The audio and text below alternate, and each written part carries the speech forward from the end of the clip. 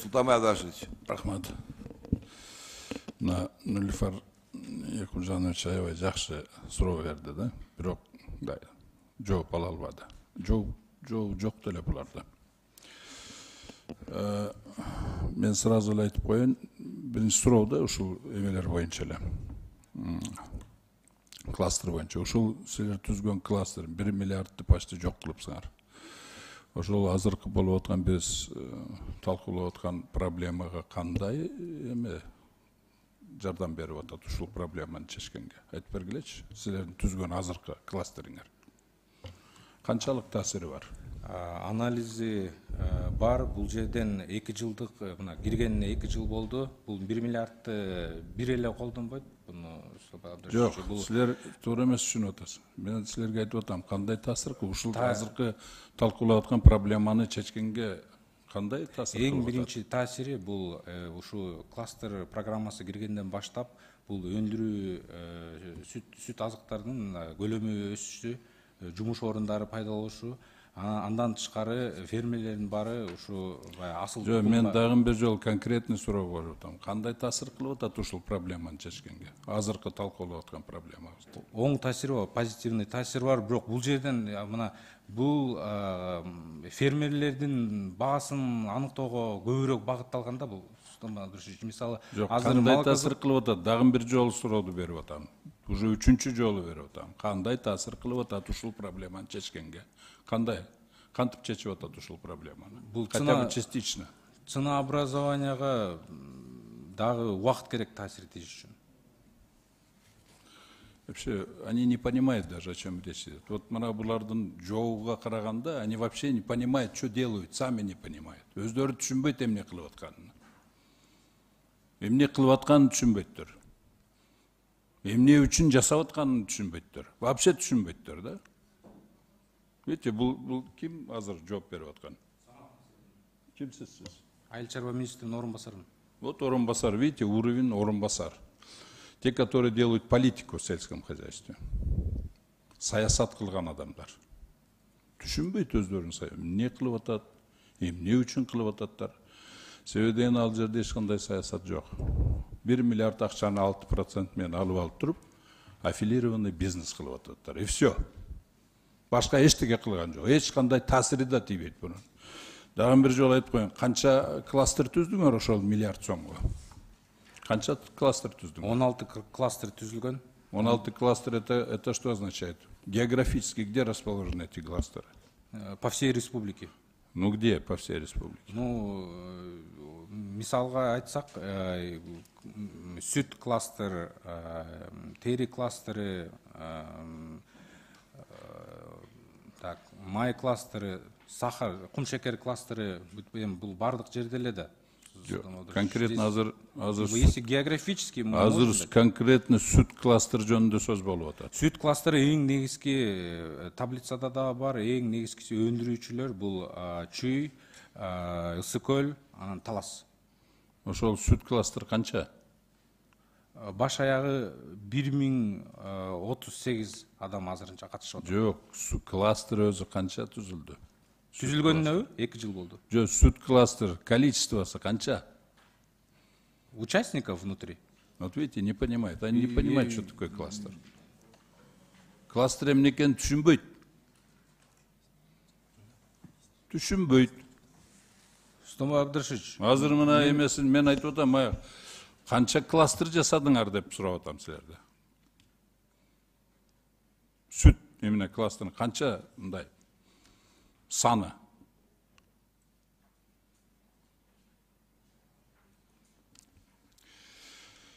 Ошондуктан бул жерде азыр булар жөн эле арзан, узак мөөнөттөгү акчаны алып туруп, аффилированный бизнес жасап ататтар. Не только сүт жагынан, но и башка жагынан. Ана өзү председатель этип кетти. Эт боюнча дейт, дагы бирдеке боюнча дейт, туда-сюда. Они просто делают аффилированный бизнес. Эч кандай тиешеси жок, вообще таасири жок. Себеби болсо ошол, куда ветер дунет, туда и катится все.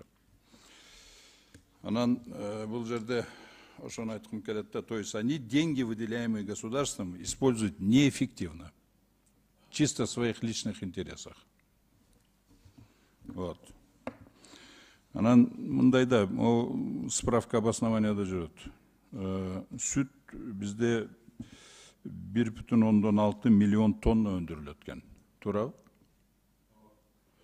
Ошонун 2,5% кайрадан иштетилет экен өндүрүштө. Туурабы? Туура. Это приблизительно 40 000 тонна эле. 40 000 тонна. Экспортко кетет.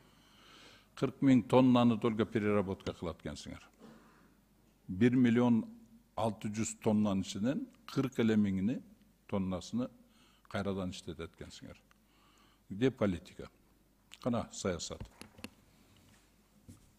Калган 1,560,000 тонна кайка не болот ал? Не кылып атат аны? Контролуңар барбы? Эмне болуп атат ал калган эме сүт? 800 000 тонна бул ички потребление. Калганы болсо бул экспортный потенциал. Азыркы учурда 2 айдан бери компаниялардын баары мындайча айтканда складка иштеп атат. Жок, простой пример. Хорошо, 800 миңи внутреннее потребление. Түздөн түз эле базар аркылуу өздөрү ичип тудастап болуп ошончок болуп атат. А калгандагы 800 миңи каякта калып атат? Булар переработка болот, майга өтөт. Мисалы, ошол эле 1 литр майда чыгарыш үчүн 20 литр камсыздалат да. Өзүңөр айтып атпайсың, переработка только 40 000 эле переработка болот. 40 000 Данный туура эмес. Данныйыңар туура эмес болот. Берген информацияңар туура эмес. Сүт полностью переработка кылынат.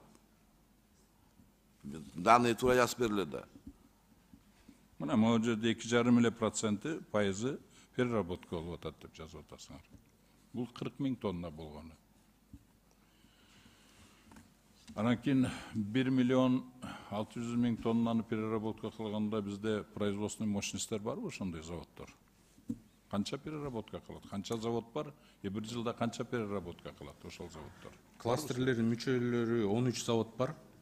Анын ичинде ак сүт, бишкек сүт. Жалпы канча завод бар? 13. Кыргызстан боюнча сүттү кайра иштетүү боюнча. 13 завод иштеп атат. Ошолордун мощности канча? Бир жылда барды жалпы канча тоннаны переработка? Ар бир заводдун 400 тоннага, 200дөн 500 тоннага чейин күндүк переработкага мүмкүнчүлүгү бар. Бир жылдабы же бир күндө? Бир күндө. Ошондо канча тонна? 1 миллион 600 толук эле алып барылат. Ошентип жазбайсың, эмне андан 2,5% эле переработка кылабыз дейсиң. Ооба, бул экспорт боюнча ката кетип калат, ондо кылабыз. Бул 2,5% экспорт болуп атабы же чистый эле? Экспорт боюнча маалымат болчу. Анан у вас, карабайсыңар, у них в голове каша, да? Каша у них. Мына даже могу цифрадан эле көрүнүп турбайбы? Баштарда каша экен. Система баштарыда жок. Ошондуктан чарбада жок система. Пландоо жок, эчтеке жок. Системдүү түрдө эч качан үйрөнгүсү да келбейттер да. Анан бул жерде эме Амыкан Батырбекович, вообще баа бул реальный баа только спрос и предложение негизинде түзүлөт да. Спрос и предложение миң деген шарттарды эске алып туруп түзүлөт да. А биз азыр грубо хотим вмешаться эмеге, ценаны установить. Баягы советский система ценообразования кылып атабыз да. Бул, мен ойлойм, бул эменин, бул мыйзамдын зыяны көбүрөөк болуп калабы дейм да, пайдасына караганда. Вот ушул жагын дагы ойлонуштуруп көрсөк жакшылап болот. Себеби деген, анан кийин бул жерде биз туура эмес чечип атабыз да, бул бардыгы башаламандык бир эле сүт тармагында эмес. Бүт бар жокто ошондой. Практически бүт товарлар боюнча ошондой. Сүт эмес, могу азык-түлүк эмес, даже кирпич, же болсо цемент ала турган болсок деле ошондой эле ситуация. Те же самые заводы работают, есть перекупщики официальные, так называемые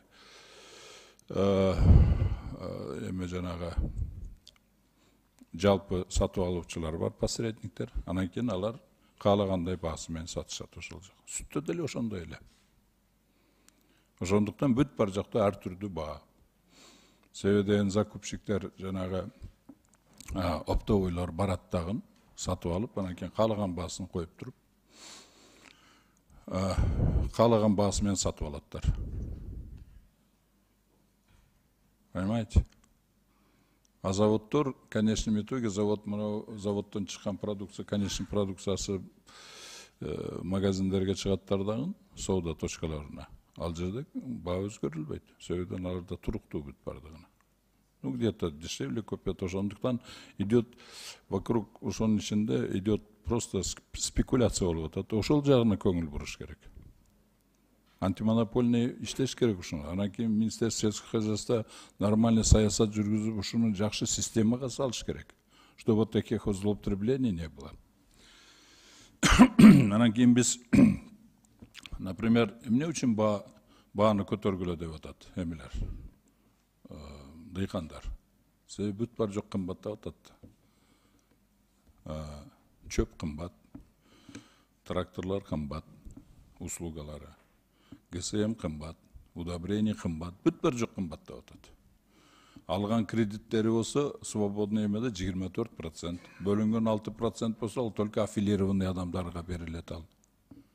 Аффилированный адамдарга, өздөрүнүн тааныштарыга и так далее. Там стабильный уже адамдары бар. Ошол эмени жеңилдетилген кредитти алып аткан. Стабильный өздөрүнүн адамдары бар. Бүт бар жокто. Бүт барда аффилированный. А доступный 24%-тен кем эмес. Кругом душим, анан кийин баа көтөрүлөт да. Ошондуктан бааларды ошол эмесин кантип чөбүнүн баасын арзандатыш керек экен. ГСМдин баасын кантип арзандатыш, эменин баасын кредиттин процентini кантип ылдый түшүрүш керек экен үстүндө ушул жагынан системный, ушул мына деңгээлде, ушуну саясат деп айтат. А не вот эти вот, то, что они напрямую вмешиваются в хозяйственную деятельность. То, что они делают, кластер выстраивают, это прямое вмешательство в хозяйственную деятельность. Булар саясат кылганын ордуна хозяйственной деятельностью занимаются. 11 000 адам эмне кармап отурабыз онда ал жерде, хозяйственная деятельность. Крестьянин без него сам справится с хозяйственной деятельностью, бизнес.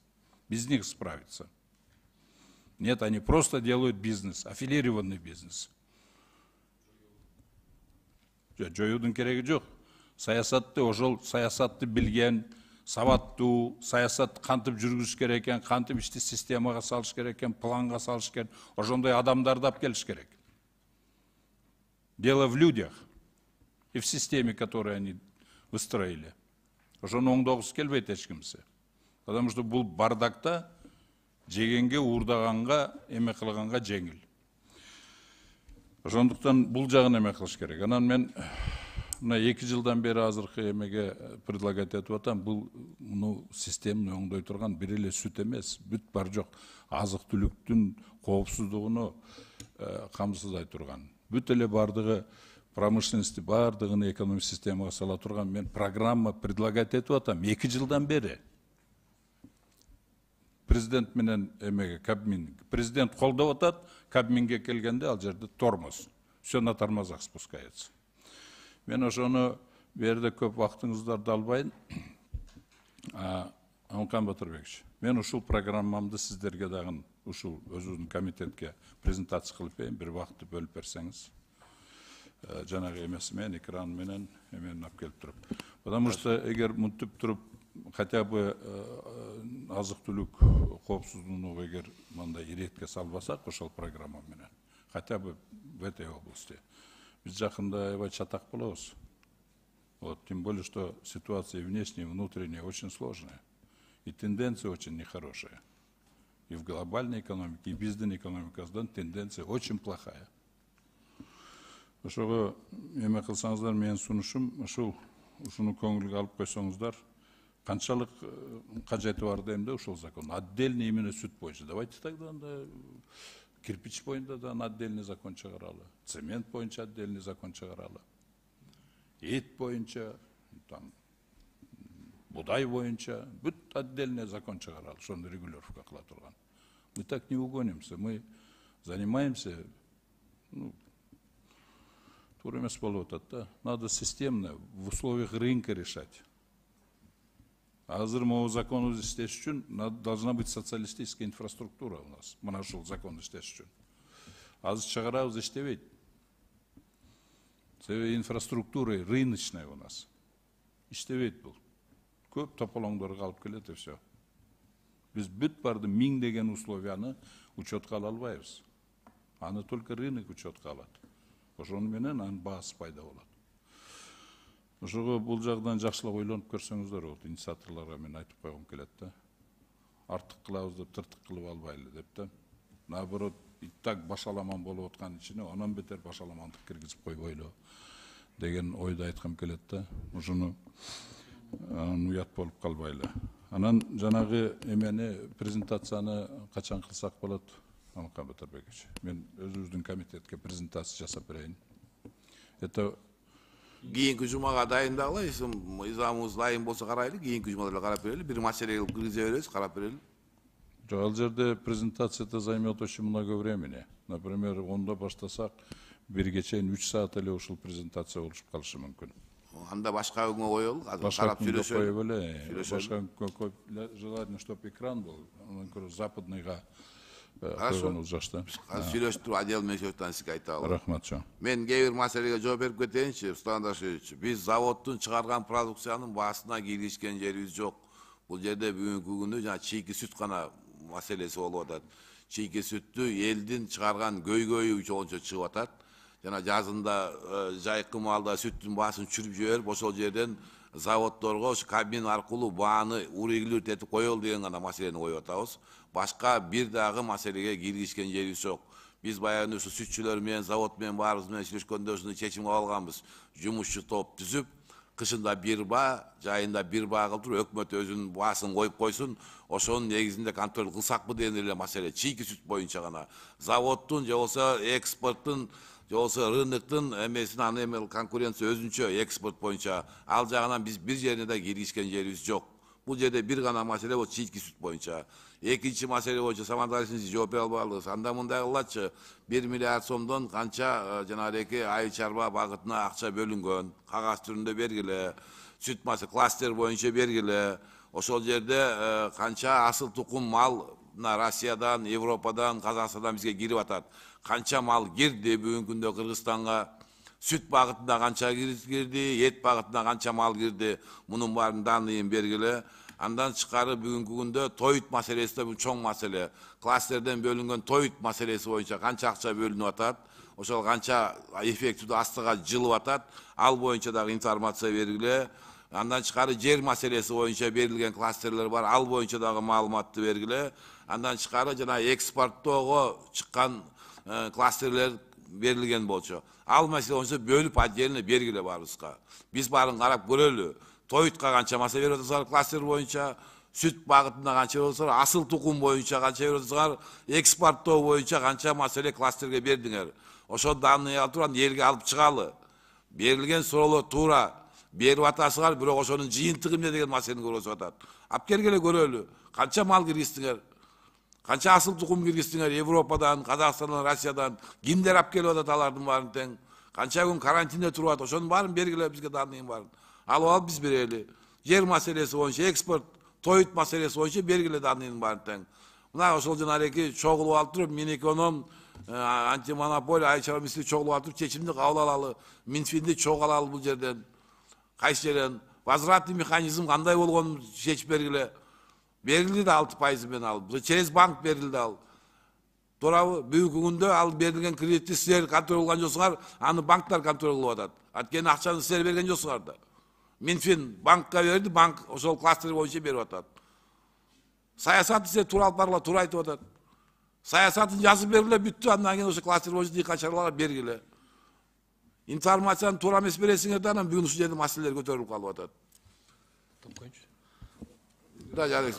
Тактап коюн азыр. Му Минэконом бардыңар, азыр башка вариант азыр Россияга кетпей калды экспорт. Азырынча токтоп турат. Токтоп турат азырынча. Россияга эле. Россияга, бирок Россия эмне үчүн алар токтотконун билесиңер да, претензиялар жазган.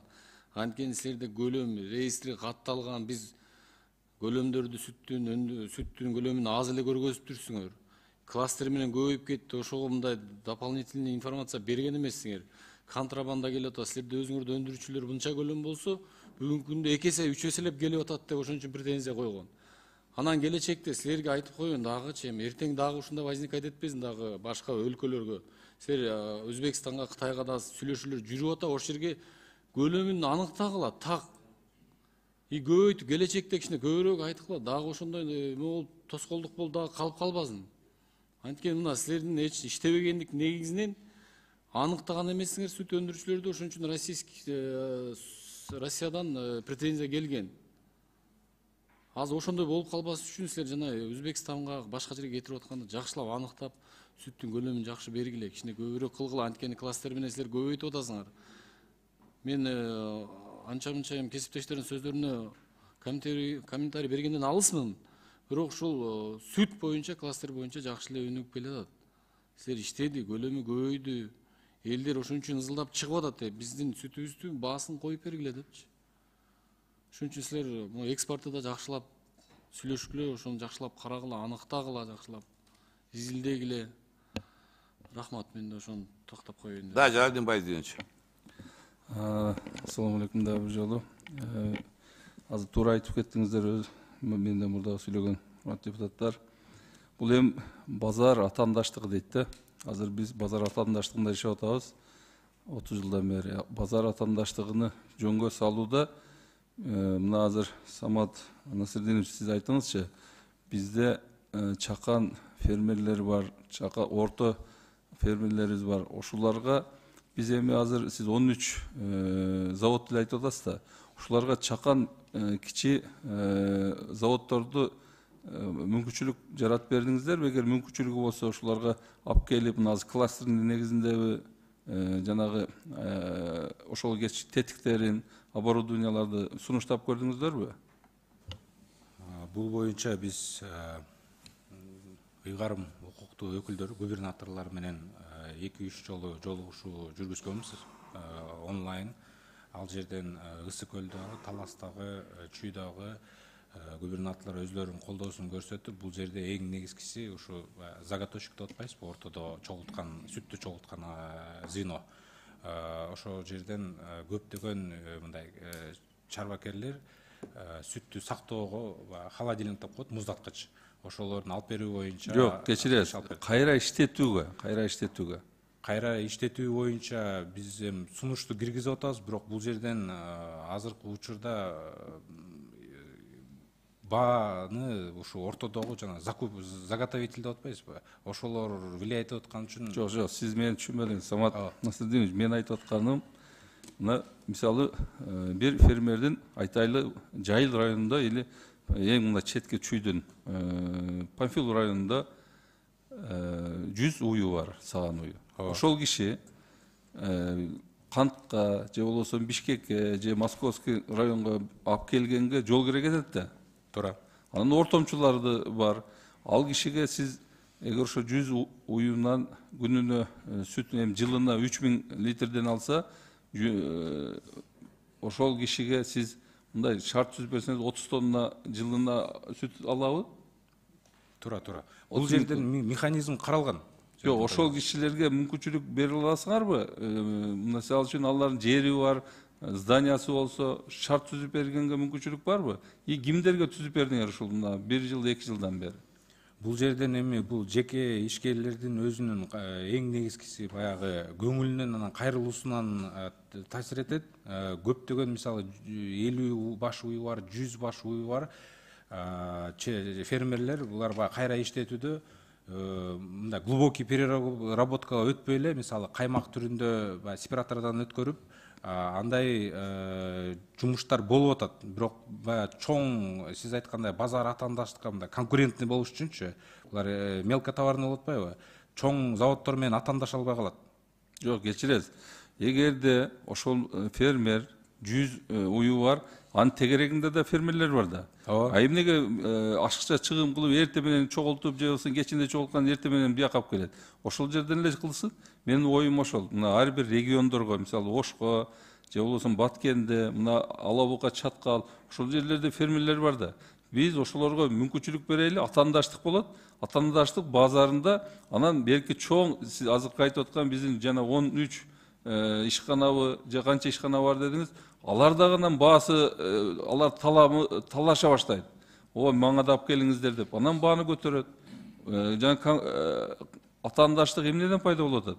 Сүттүн майлуулугун карабай туруп, мисалы бизге өткөндө Аманкул Батырбекович менен жолукканыбызда канча сүт сатуучулар келип айтты, дыйкандар, фермерлер. Айтып атат, биз дейт, биздин мисалы 3-6, 3-4 болсо, бизден 3-2, 3 кылып алып атат дейт.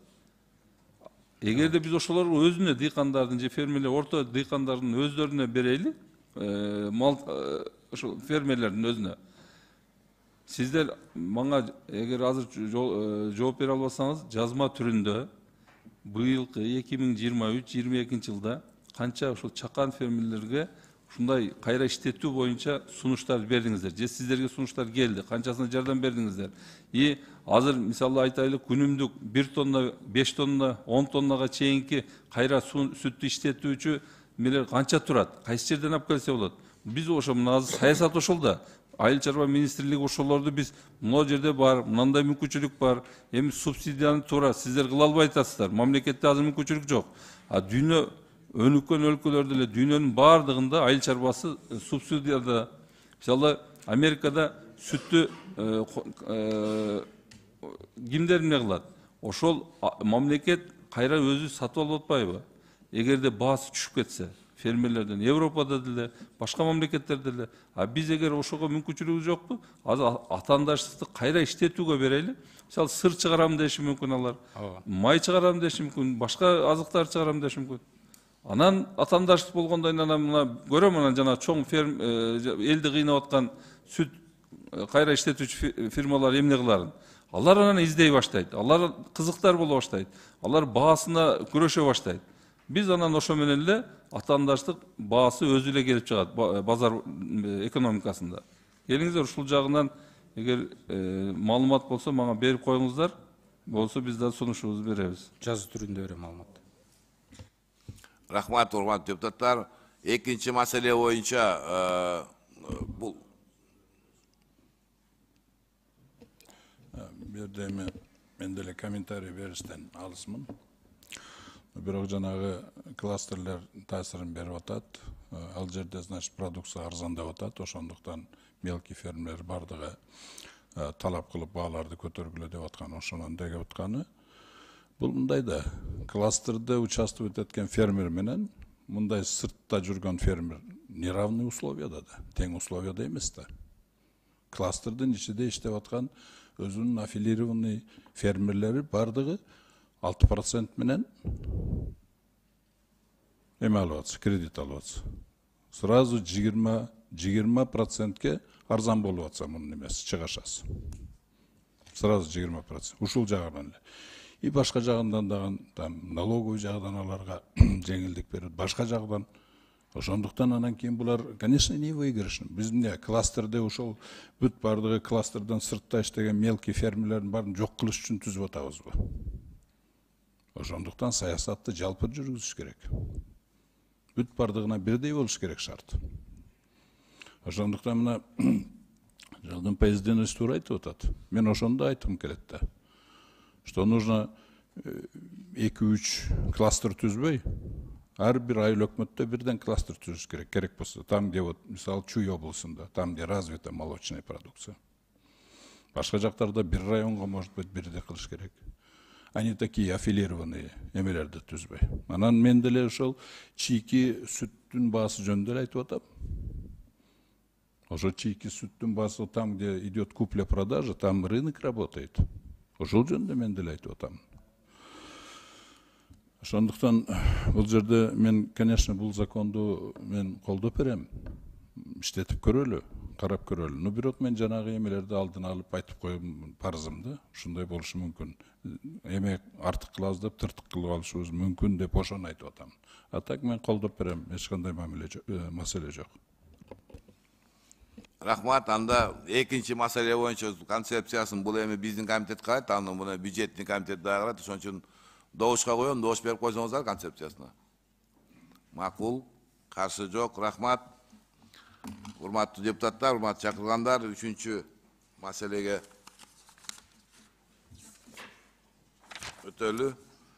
Kırgız Respublikası'nın 2020 жазгы талаа жана чарбалык жумуштарын өткөрүүгө даярдыктын жүрүшү жөнүндө Кыргыз Республикасы Министрлер Кабинетинин маалыматы тууралуу Кыргыз Республикасынын Жогорку Кеңешинин 2020 16 февралындагы номер 974 790 аткарышын көзөмөлдөн алуу жөнүндө баяндамачы Мурат Садинович.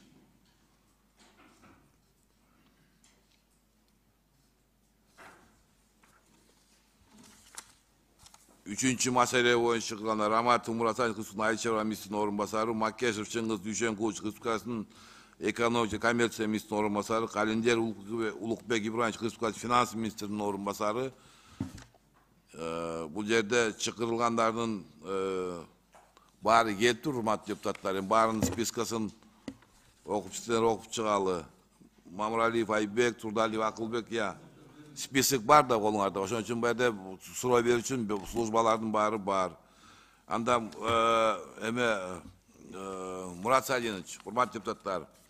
Emi жазгы талаа жумуштары дегенибиз мына ошол бул жанагы баягы биздин койгон протоколдун тапшырманын жанагы убагы келип калды. Ошон үчүн жазгы талаа жумуштары уже бүттү. Уже оруп жыйноо убактысы келип атат да. Анан эми биз азыр эми муну баягы биз норма турганда муну көзөмөлдөн алышыбыз керек да. Ошон үчүн Мурат Садинович бизге жанагындай көп эмеңердин жаз талаа жумушу канча эгилгенин кереги жок. Бүгүнкү кылынып аткан жумуштар жоксо кайсы маселелер чыгып атат, ошону гана айтсаңыздар өз сөзүңөр менен. Анан биз суроо жооп менен бүтүп элек да, ал эми өтүп кеткен нерсени кайрап келе албайбыз да бизчи. Уже жыйноо убагы келип атат уже. Оңкан Батырбекчи, мен бир суроо берип алайчы башталышын алдан. Бул эмеге тиешеси жок, но бирок кайчы. Мурат Садинович, жанагы теке секирик. Мен мага отчетуңузду бериптирсиз. Могу жерде башка замыңыз бериптир мага отчетту. Ал, понимаете, бул элге отчетту бериш керек да, мага эмес. Ошондуктан ушул мага берген информацияны жарыялап коюңузчу ушул жерден, эл да уксун.